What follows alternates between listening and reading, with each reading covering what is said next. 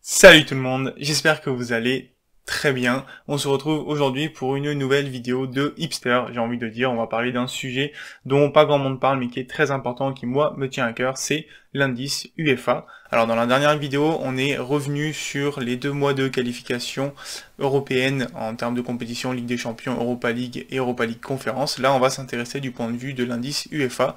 Qu'est-ce que ça a changé ? Et évidemment, on va parler de la France qui était 5e et qui a été dépassée par le Portugal.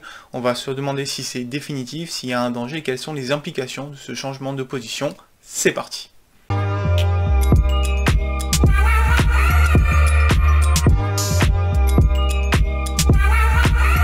Alors en très résumé, qu'est-ce que c'est l'indice UEFA? C'est un indice européen des performances des clubs d'un même pays. Comment il se calcule? C'est la somme des points remportés par tous les clubs d'un même pays, par exemple la France, divisé par le nombre de clubs engagés en Coupe d'Europe, en France c'est 6 cette année, et ça additionné sur les 5 dernières années. Et comment on gagne des points?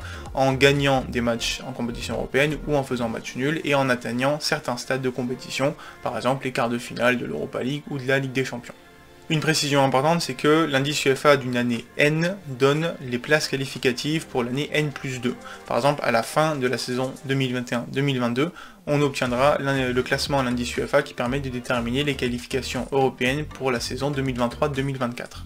Voilà, ça c'est la base de l'indice UEFA. Si vous voulez en savoir plus, j'ai fait 3 vidéos sur le sujet que je vous mets en description. Je pense que c'est intéressant de les regarder pour comprendre comment fonctionne en détail l'indice UEFA qui gouverne globalement l'Europe du football. Donc n'hésitez pas à aller checker ces vidéos. Nous on va partir sur l'analyse du coup des 2 derniers mois de compétition. Donc je vais vous mettre quelques tableaux, dont celui-ci qui nous donne le pourcentage de clubs qualifiés en phase de groupe de Ligue des Champions, Europa League Conférence par rapport au nombre de clubs qui étaient engagés initialement. On voit qu'il y a 6 pays qui ont envoyé 100% de leurs clubs, donc le top 4 européen, Allemagne, Espagne, Italie, Angleterre, la France également, et les Pays-Bas. On a 36 pays qui ont au moins un représentant en phase de groupe d'Europa League, Ligue des Champions ou d'Europa League Conférence. Ça implique 19 pays qui n'ont aucun représentant dans ces compétitions. Et on a 20 pays qui ont au moins la moitié de leurs clubs engagés qui ont atteint la phase de groupe d'une des compétitions européennes. Alors maintenant on va aborder les tops et flops en termes de performance de clubs dans chaque pays. Chez les tops on a notamment l'Autriche et le Danemark qui avaient 5 clubs engagés et qui en ont qualifié 4 en phase de groupe d'Europa League des Champions ou Europa League Conférence, donc c'est 80% des clubs qualifiés.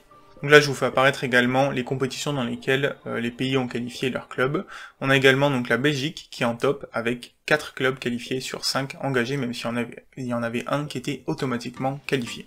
Donc on a également les 4 pays qui ont réalisé des exploits comme j'en parlais dans l'autre vidéo, Gibraltar, l'Arménie et l'Estonie qui ont qualifié pour la première fois un club en phase de groupe, et la Moldavie qui a qualifié pour la première fois un club en phase de groupe de Ligue des Champions.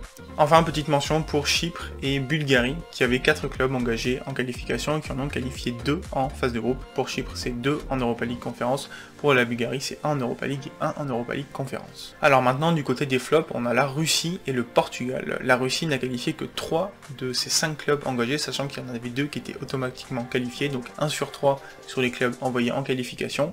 Et pour le Portugal c'est pareil, 4 sur 6, mais seulement 1 sur 3 sur les clubs engagés en qualification européenne. C'est des performances assez moyennes malheureusement.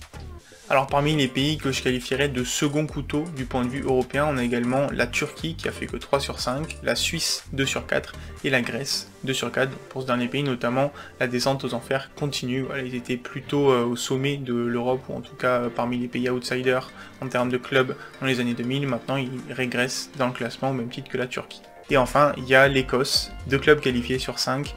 Alors les Glasgow Rangers, les Celtic Glasgow, aucun problème, se sont qualifiés, mais derrière c'est toujours le néant, les clubs n'arrivent pas à atteindre la phase de groupe. Et donc ça donne ce classement au coefficient UEFA de l'année 2021-2022. L'indice UEFA c'est la somme des coefficients des 5 dernières années, donc le coefficient cette année, on en est là pour l'instant. Donc ça prend en compte les performances pendant les qualifications, où les points de la victoire sont divisés par 2, donc c'est 1 point pour la victoire, 0,5 points pour le match nul et 0 pour la défaite, et ça prend également en compte les points de bonus associés aux qualifications en phase de groupe de Ligue des Champions, 4 points, Voilà, c'est énorme et ça n'arrive pas dans les autres compétitions. Et donc, il y a quelques commentaires qu'on peut faire.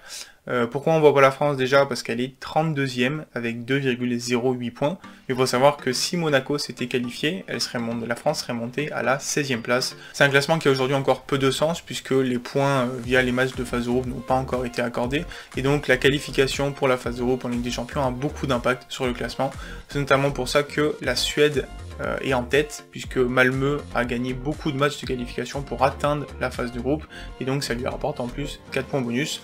C'est la même conclusion pour la Moldavie, qui est 5e pour l'instant. Et on a également le sujet du Portugal, par exemple, qui est 2e, parce qu'ils avaient 3 clubs qui ont fait beaucoup de tours de qualification, dont Benfica qui s'est qualifié pour la Ligue des Champions.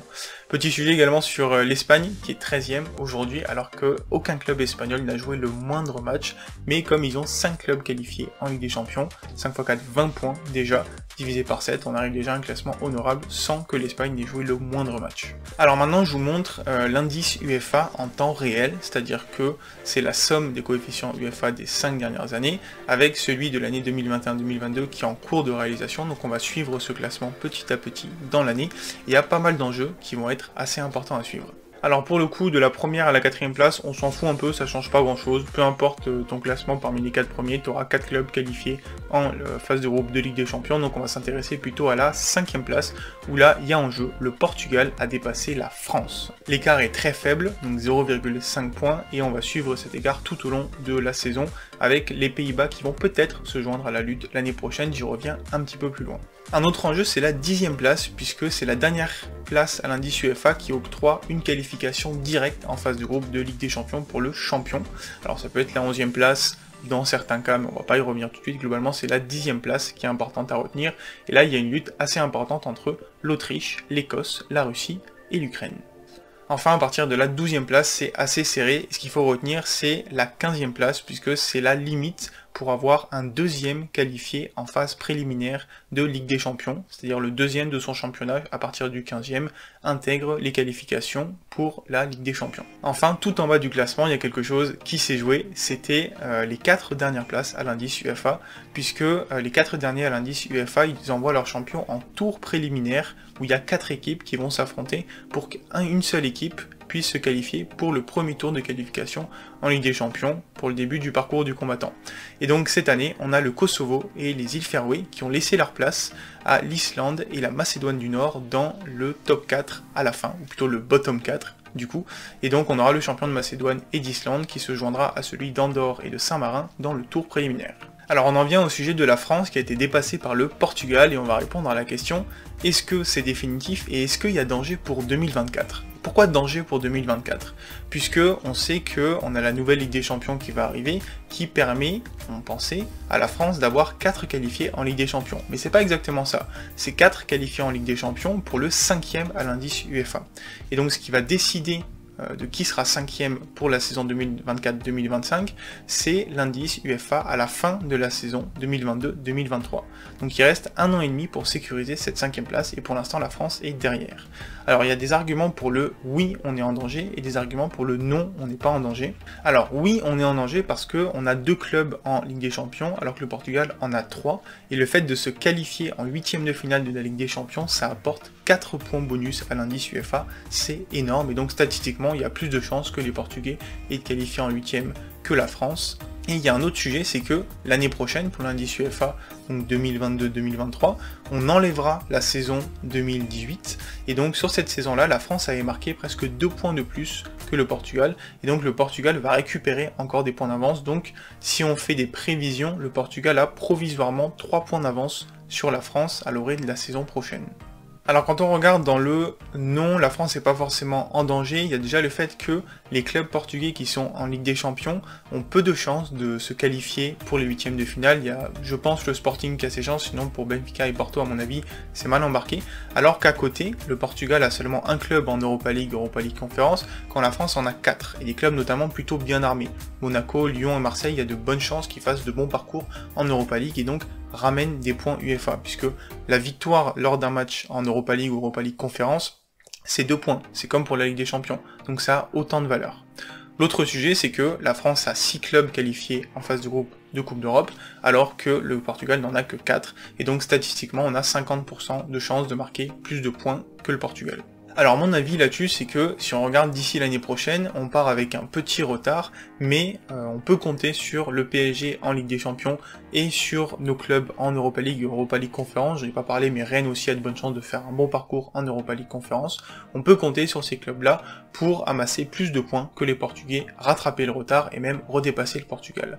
Par contre, il y a un sujet qui est très peu abordé aujourd'hui, c'est le sujet des Pays-Bas. Aujourd'hui, les Pays-Bas, ils paraissent bien loin, mais quand on regarde l'année prochaine, où on va enlever du coup les points de la saison 2018, la France en avait marqué 11,5 points, et les Pays-Bas avaient marqué 2,9 points seulement. Donc ils vont nous remonter presque 9 points, et ils vont se retrouver quasiment à hauteur avec nous. Et le deuxième sujet, c'est que aujourd'hui les Pays-Bas, ils ont que 5 clubs engagés en Coupe d'Europe contre 6 pour la France, et donc on divise leur total de points marqués par 5 et non par 6. Donc chaque victoire pour eux, ça ramène un peu plus de points UEFA que la France, sachant que cette année, les 5 clubs des Pays-Bas sont encore en phase de groupe, dont 3 en Europa League Conférence, qui ont de bonnes chances de faire de beaux parcours.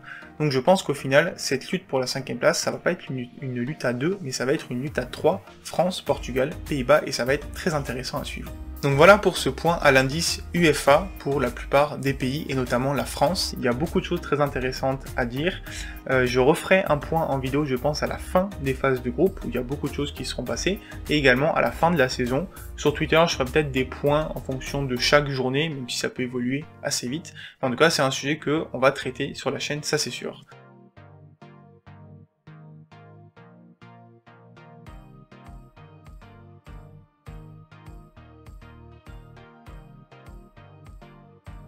Et j'espère donc que cette vidéo vous aura plu, que vous aurez appris des choses intéressantes, que je vous aurai intéressé sur ce sujet qui est méconnu mais qui est pour moi fondamental de la compréhension du foot en Europe. Si c'est le cas, n'hésitez pas à liker la vidéo, me faire vos retours en commentaire, pourquoi pas vous abonner si vous voulez en voir un petit peu plus. Moi je vous dis à très bientôt pour parler foot, on va parler de d'autres sujets et notamment d'histoire. Ciao ciao tout le monde.